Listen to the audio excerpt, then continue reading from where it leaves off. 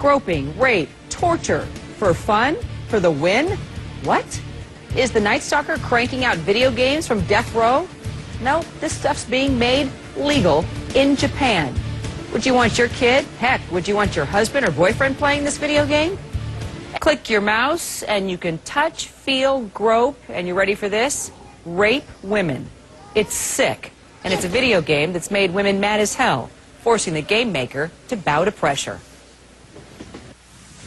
A video game so vile and disgusting that it makes your stomach turn. Players actually groping, stalking, even raping women and little girls because they think it's fun. The game is made in Japan, but women's groups around the world are outraged. More now from CNN's Kyung La in Tokyo. Kyung, it's a story that definitely makes your stomach sick. Well, that's the reaction that a lot of women's groups around the world, and namely in the United States, are having that feeling after watching and viewing this game, or even just hearing about it. We want to make something very clear. The game has already been pulled from the shelves, but in our digital, borderless world, that's just the very beginning of the story. We want to warn our viewers that some of the information in this story you may find a little disturbing.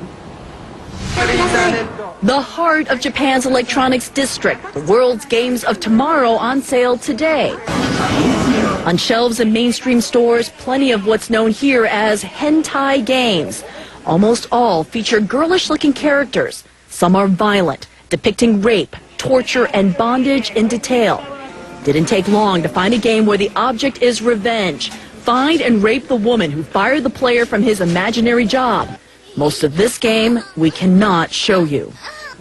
Hentai games are not new for Japan. This country has long produced products the rest of the world would call pornographic. But before the internet shrunk the world, it stayed here. A quick web search generates hundreds of Japanese games. Once a game goes on sale in Tokyo, it's digitized and shared everywhere. This one, called Rapeplay, begins with a teenage girl on a subway platform. With a click of your mouse, you can grope her and lift her skirt. You, the player, stalk her, her sister, and her mother, following them on the train.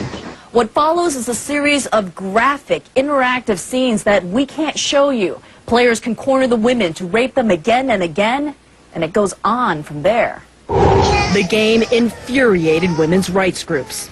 These sort of games that normalize extreme sexual violence against women and girls have really no place in our communities. International outrage led the Japanese developer to pull the Rapeplay game from stores last year. But that didn't stop its spread. In fact, the controversy took it viral. That's how Lucy Kibble and Jim Gardner in England heard about and downloaded the game, as they told me over Skype. It was just a fact, it was a controversial subject, and I wanted to try it really, just to see what it was all about. That global availability is why international women's rights groups say Japan needs to regulate game makers better, stopping creation of certain content.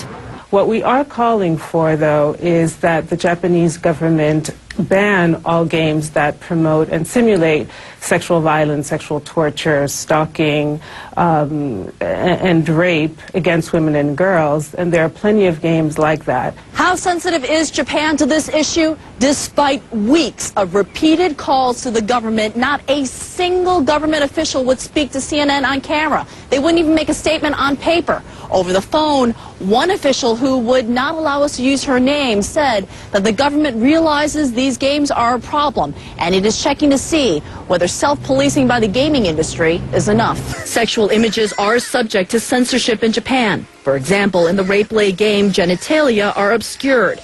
But Japan does not have laws that restrict video game themes. Did you feel offended as a woman? No, not at all. Lucy and Jim point out it is easy to find shoot-'em-up games, which no one seems to worry about. It's escapism, that's why people play it. So the idea of banning it, or telling people what they can and can't do just because on the off chance some kid might get involved in it, is just ridiculous. But women's rights groups say the interactive games step closer and closer to reality, and no one should play a game where the only way to win is to rape. In part because of the international pressure, there are a couple of proposals in Japan to talk about limiting and reining in child pornography. But Kira, there is no discussion as of yet on how to limit the assault of women in these video games. Kira? Well, they should be banned, period. We'll follow the story with you. Kyung-la, disturbing reporting, but I'm glad you told it. So really, do we even have to go there? Tell us what you think about the rape video game. Just go to my blog at cnn.com/Kira. Post your comments.